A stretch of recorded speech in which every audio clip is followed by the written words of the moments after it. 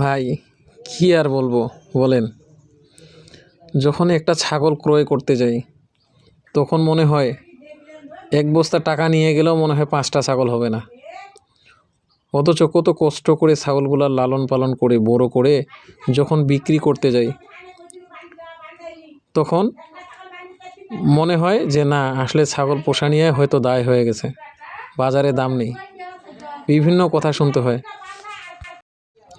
গতকাল বাজারে গেছিলাম একটা ছাগল কিনবো বলে, ছাগলের দাম শুনে আর ছাগল কেনা হয়নি।